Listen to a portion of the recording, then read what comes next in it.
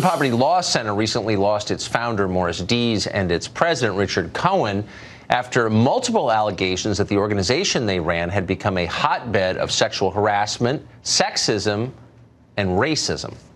But that's not SPLC's only problem right now. It calls itself an anti-hate organization, but in fact, the SPLC strongly resembles a racket. They've amassed more than $500 million by calling any enemy of the Democratic Party a racist or an anti-gay bigot or whatever works in an effort to purge them from society. For doing all of that, they get an indirect government support because they're a tax-exempt entity. Senator Tom Cotton is a Republican, represents the state of Arkansas. He recently sent a letter to the IRS urging them to investigate the SPLC's tax-exempt status.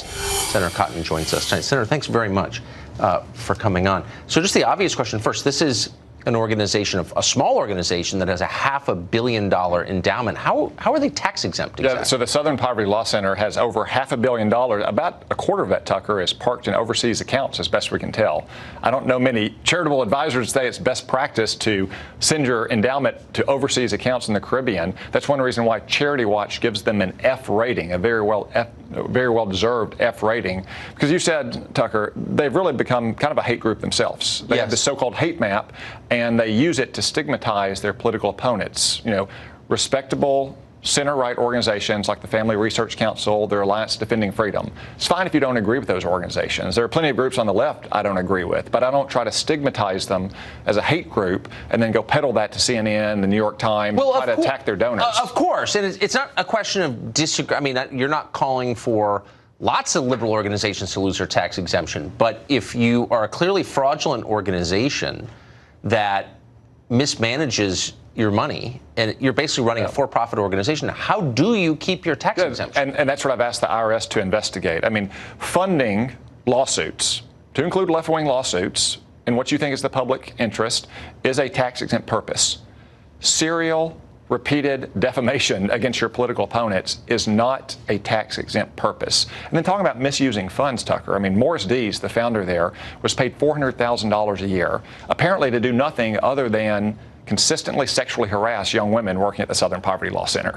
And according to its own employees, commit acts of racism even as they claim to fight racism. So is there no body? So once you receive, as a procedural question, once you receive tax exemption from the Internal Revenue Service, do you just keep it forever? So the Internal Revenue Service is responsible for adjudicating initial tax exemptions and then also reviewing it as well. That's why I've asked the IRS to review the Southern Poverty Law Center's tax exempt status. They were founded decades ago. They claim that their role was to fund lawsuits, to eliminate the Democrat system of Jim Crow and segregation. Right.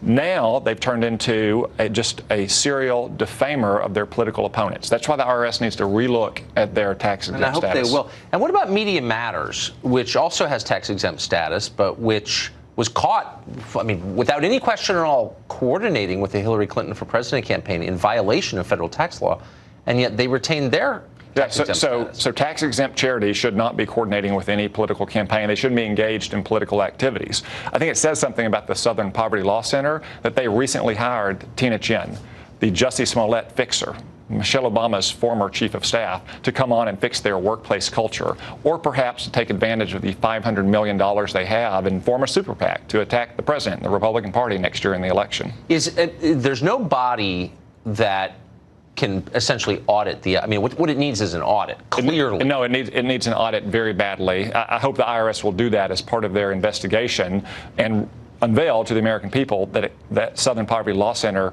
has become nothing but a racket that's designed solely to slander and defame its political opponents. So the IRS was caught under President Obama hurting conservatives, refusing to grant their organizations tax exemption for purely political reasons. And no one was ever really punished for that.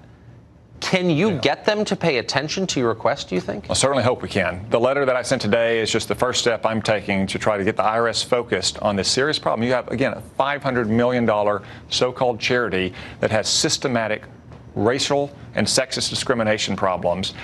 And at the same time, it's simply using that money to target its political opponents. Yeah. That's not what American taxpayers are subsidizing when we give people tax-exempt status. We give those things to churches or adoption shelters or shelters for battered women, not to defame your political opponents, sexually harass every woman that works in your office, and discriminate against minorities. It'd be nice to get the Civil Rights Division of the DOJ over there.